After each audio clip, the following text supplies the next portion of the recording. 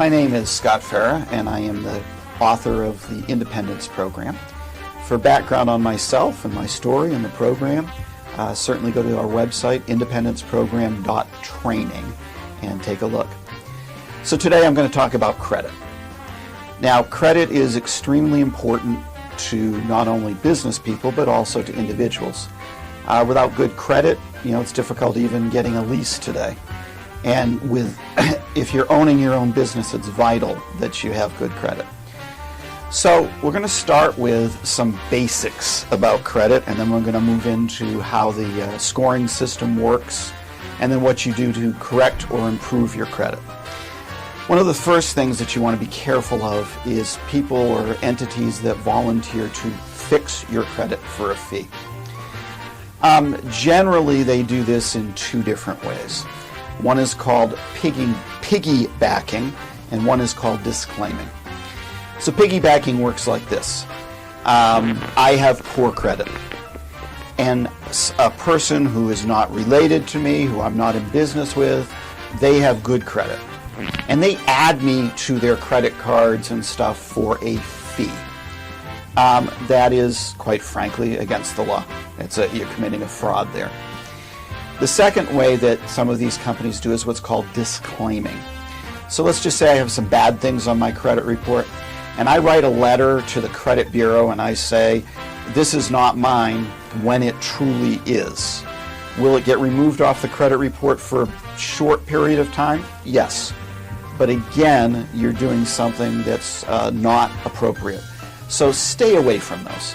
If you listen carefully to this, it's going to be absolutely free, and at the end you're going to know how to fix your credit, build your credit, how the credit scoring works, and if you follow this, you won't get into any trouble. Let's start with how credit works. There are three main credit bureaus, and those credit bureaus all work in a very similar fashion. One of the things that people talk about right out of the gate is, well, if I have a lot of inquiries, what does that do to my credit score? It generally drops it. There's a reason. People have a lot of inquiries often when they are getting into trouble. So, for example, if you just lost your job or you're about to lose your job, you might go and try and crank up all of your credit lines so that you could live off your credit cards for a while. From a banking perspective, you're a much higher risk. So in general, you don't want to have extra inquiries on your credit report. 1 or 2 a month is not going to hurt you at all. 5 or 10 or 15 will absolutely drop your credit scores. So one of the things that you want to talk about, first of all, is how does the credit scoring work? Okay, I'm going to give you the secret formula for all of the different credit scores. Credit scores are a function of the type of debt. So, as an example, you start with what would negatively affect your credit the most. So let me explain. You have to have a place to live. So if you have a 30-day late on your mortgage, it is going to hurt your credit far more than a 30-day late on anything else, because your mortgage is a payment of where you have to live. So that's going to hurt your credit the worst. Second worst would be an installment loan. So an installment loan is one where the payment is the same each month, for example, a car. So if you have a 30-day late on your car, it's going to hurt your credit, not as bad as a 30-day late on your mortgage, but certainly it's going to hurt your credit. The next level is credit cards. Now, credit cards, as you know, fluctuate, and the payment fluctuates. So, for example, most credit card lates happen in January and February. Why? Christmas. People overspend for Christmas, and then they aren't quite able to make their payment, so they might have a 30-day late. So you want to be, credit cards are not going to affect you as much because the lenders realize that things happen. Okay? The ones that are going to affect you the least are collections on medical. I'll give you an example. You have a little boy. He gets appendicitis. You're not going to say, son, let's wait till we can afford it to go to the hospital. You're going to go to the hospital, you're going to get your son appendicitis fixed, and then you may end up having a collection. So that's why those things affect you the least. So in your scoring, you always want to look at those things. If you don't have enough to make a particular month, focus on mortgage first, installment second, credit cards third, and collections last. This will keep your credit as good as you can make it. Now, when you have credit cards, which is another thing you're looking at that affects your credit score, what are called breadth and depth. Okay, breadth of credit cards or credit is the amount of different accounts you have. The more accounts that you have, the more that you can handle them, the better your credit score is. Depth of credit is how much you have. So for example, if one person has a maximum credit of $500 on their credit card and another has a maximum credit of $5,000 on their credit card, the guy with the $5,000 availability has a higher credit score. So one of the things that you want to do as time goes on and you have credit cards is from time to time, once every 6 to 9 months, you want to call to the credit card company and increase the balance or increase your line even if you're not going to use it. Just by having the increased line will increase your credit score. The other thing that affects you on credit cards is usage. So if you have a $1,000 limit and you're at $950, your credit score will be much lower than if you have a $1,000 limit and your usage is at $300. So all of these things affect your score, and this is the magic scores, and you can have scores from as low as 350 to in the 800s. What's considered A credit is generally around 700 or higher. And so lenders look at the credit scores, and this is how you keep your credit scores up by some of the things that I just explained. Now, the next thing you want to do, or the first thing you want to do, is to obtain your credit report. There's two different ways of doing that. One of them is free, and that's annualcreditreport.com, and you can get it once a year. The other is you can go to some of these services, and quite frankly, they will notify you about your credit and when things change. If you're not doing a lot of business stuff, I generally don't recommend that. You're going to spend money that you don't need to because you know what your credit is as you keep an eye on how you're making your payments. But you certainly have that option. So once you've obtained your credit, you're going to have a number of different things. Once somebody has their credit, they could fall into a number of different categories. There are actually 4 categories. One category would be good credit. And if you have good credit, you probably have listened to enough of this particular teaching as you need to, because I told you what to do. If you have credit with collections, you could have credit with collections above $10,000. You could have credit with collections below $10,000, or you could have no credit at all. So what I want to do is I want to deal with each of those in a separate thing, and then after that I'm going to deal with how to build the credit. So let's start with credit. You have collections in excess of $10,000. In general, at that point in time, you want to consider filing a bankruptcy. And what a bankruptcy does is it wipes out all of your debt and lets you start over. I always recommend using a bankruptcy attorney to do this, although some people do it on their own. A bankruptcy attorney is only going to cost a couple of $1,000s. And when you're dealing with a bankruptcy attorney, or any attorney, you always want to check them out with the Better Business Bureau. Don't go for the cheapest. You go for the one that has the best recommendation of the Better Business Bureau, Yelp, other sources like that will tell you about the bankruptcy attorney. So how does a bankruptcy work?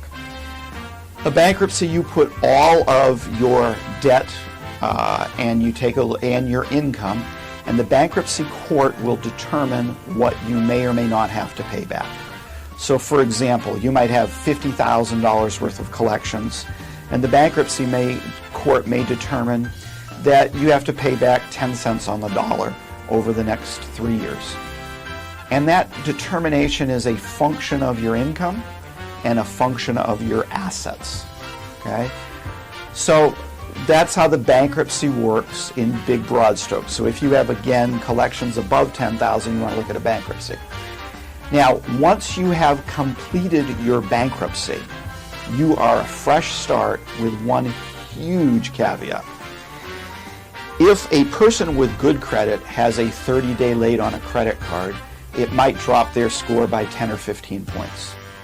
If a person that has just come out of bankruptcy has a 30-day late on a credit card, it could drop their payments by 100 points because they've already failed once from the lending perspective. Now they're failing a second time. So you want to be very, very cautious when you borrow after a bankruptcy to make sure you never have a 30-day late.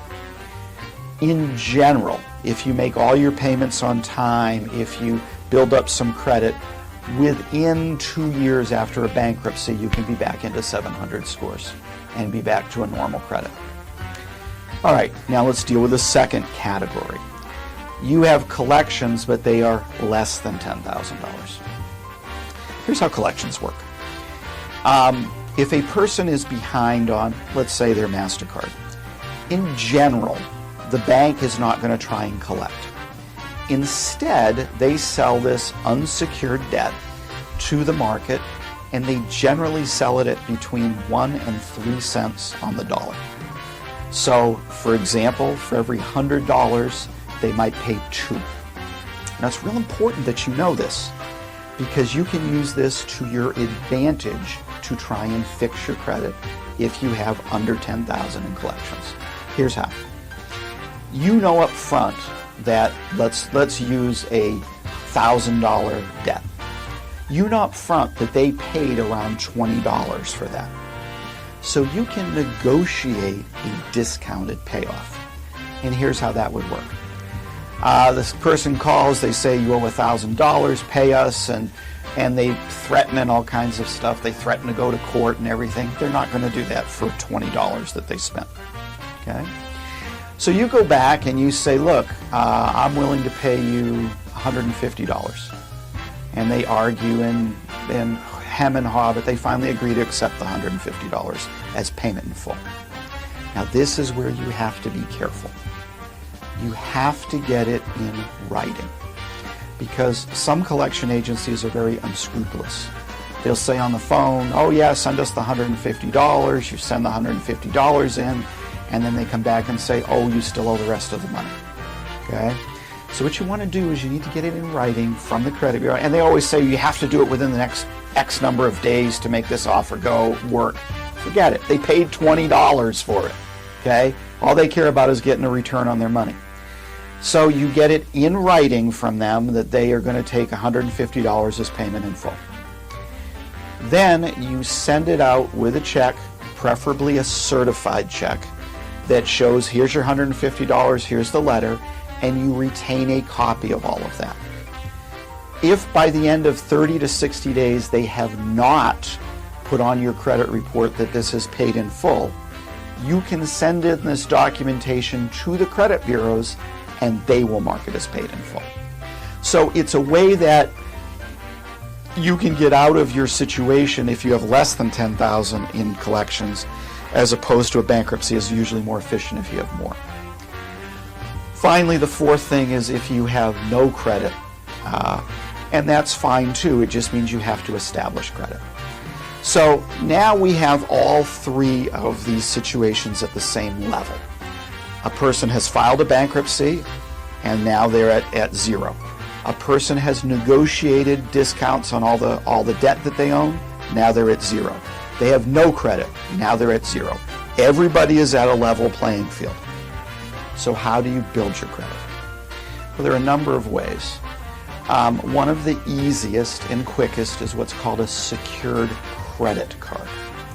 Now, many people, if not most, use debit cards. And debit cards are actually just pulling money out of your checking or savings account. It doesn't build your credit. So, for example, if you had $500 in your checking account and you used your debit account to buy groceries and to buy gasoline, okay, it's not building your credit. If you go to the bank where you have the debit card or where you have your checking account and you say, look, I want to change this to a secured credit card. Here's how that works. The $500 goes on a credit card, and now every time you use it, the credit limit goes down, but you're using and you're developing credit, and then you pay it at the end of each month, and you reload it, and you reload it. And so just your normal usage of life with groceries and gas and electric bill and whatever can build your credit. All you have to do is switch it from a debit card to a credit card. There is another way of building credit. Let's say that your brother has excellent credit, okay? Now, he can get a new credit card. It's extremely important that he does not add you to one of his existing credit cards, because that does not build your credit. That just shows you as a joint user. But if your brother went out and got a brand new credit card with both of you on it, okay, and you begin to use that credit card, you are building your credit, and of course you're building or helping your brother's credit. Now, the big caveat to this is if you missed a payment, you would be hurting your brother's credit. What's the difference between this and piggybacking? You have a relationship. You could do it with your spouse, with your brother, with a business partner. There is a relationship there, and you're not paying them. So what this is this is not illegal. This is 100% legit. They are just helping you build your credit. So once you have some credit, you're going to start getting offers to do unsecured credit cards. Go ahead and do those. And then eventually, it might be 3 months, might be 6 months, you're going to build yourself up to installment loans, where, for example, you can get a car loan, you can get a loan for furniture, etc., etc. And you want to do that to build your credit. So this is how you build your credit when you're starting off from zero. Now, the last thing I want to talk about in credit is the power of credit. For example, I have a client that I consult with, and they provide unsecured lines of credit for business owners. They will provide up to $200,000 in an unsecured line of credit for business purposes if a person has a 700 FICO score or higher. This is huge. In business, cash is king. So I'll give you an example. Many years ago, I had a client that came into my bank, and they wanted to borrow money for doing a cement company. They had a company that did foundations and cement work. And the client said wanted to borrow money for equipment in his business, and we provided the loan for him. And I said to him, I said, why don't I give you a line of credit, an unsecured line of credit? And he said, well, I don't need it. And I said, well, I can give you a $150,000 line of credit. It'll only cost you $500 a year to keep it open. If you don't use it, well, it costs you $500. But if you use it, then you pay the interest on it, and you never know, you might need it for a move. And the gentleman thought about it for me. He says, yeah, go ahead, give me the line of credit. So about 3 months later, I got a call from him, and the gentleman said, Scott, I can't believe how good that advice was. I really appreciate it. I said, well, what happened? He says, one of my competitors was going through a very messy divorce. He had to have money right away to pay his spouse. And so I ended up buying all of his equipment at 10 cents on the dollar because I could just write a check. I was liquid. And so this is part of the power of credit, is you can make moves. Here's a second thing with the power of credit. If you are starting a business or trying to expand your business, if you can borrow, you don't have to give up equity. So if I'm starting a business and I have great credit and I can get a loan from the bank for, let's say I wanted to start a restaurant, I can get a loan from the bank for 75%. I can get an unsecured loan for the other 25%. I've got all the money I need to start my business, as opposed to Fred over here that doesn't have good credit, and he has to go out and have equity partners, and maybe they put up $150,000 and they own 2/3 of the business or half the business or something. And so Fred's not getting the benefit that you would if you had good credit. So this is just a little bit about credit. This is how it works.